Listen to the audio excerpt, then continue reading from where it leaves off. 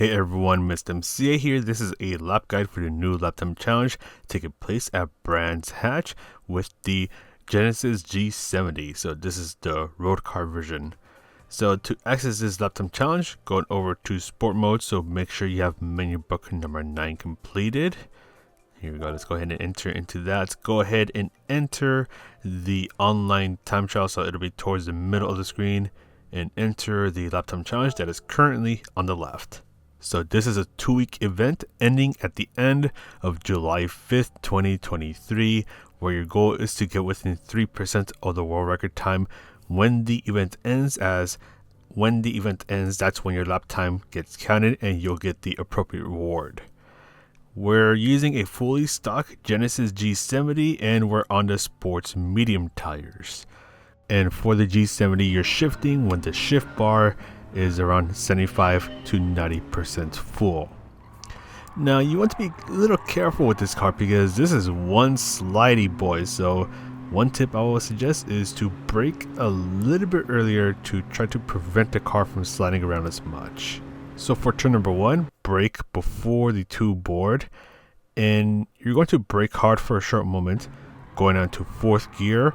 Turn in as you reach the 1 board, and you want to try to carefully ease off of the brakes and turn in, because for turn number 1, this is where the car can get especially slidey, and you want to try to prevent the car from sliding around too much. Then for turn number 2, you're braking before the Palmer bridge, so brake as much as you can.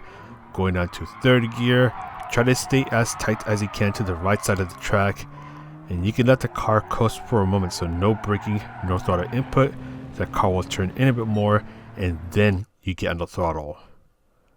For turn number 3, you're braking before the 1 board, and this is where the car is going to especially slide around, even more so if you make your way down to 3rd gear. But you can use that slide to help whip the car around the turn and get on the throttle a bit sooner. Then brake before the 1 board, and you're going to shift down to 3rd gear and turn in just as a curb on the right is about to start.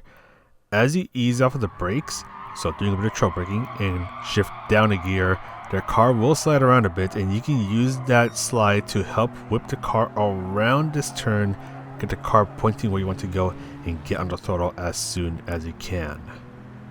Then bring yourself towards the left side of the track. Gonna look for the 2 board that is on the left, as you want to brake just as you pass it. So this one is a bit of a tricky turn because the car will slide around a bit. So you brake hard for a short moment, turning in at the 1 board, and you go down to 4th gear. The car will slide around a bit, but you can use that to help point the car where you want to go and quickly get back on the throttle. Then brake before you reach the end of the red wall that is on the left.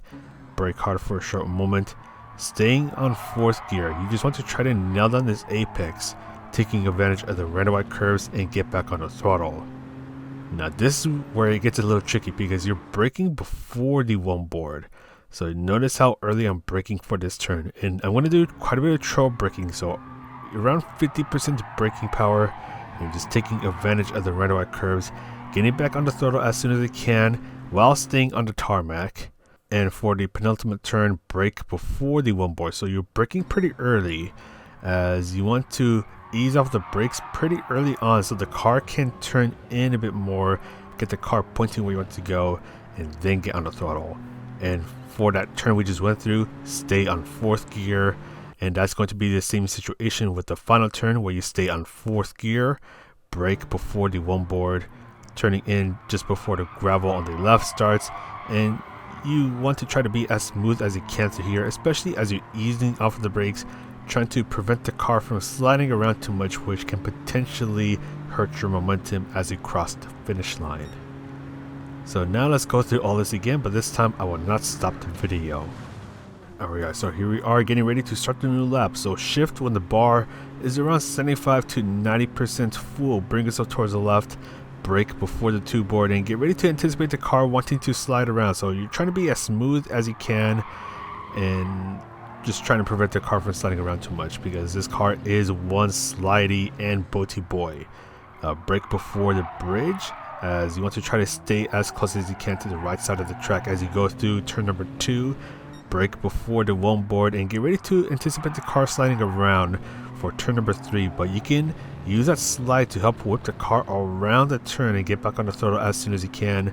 Same thing here for turn number 4, brake before the one board, and you can use that slide to help whip the car around turn number 4 and get back on the throttle as soon as you can. And because this car is an all-wheel drive, you can be a little aggressive getting back on the throttle.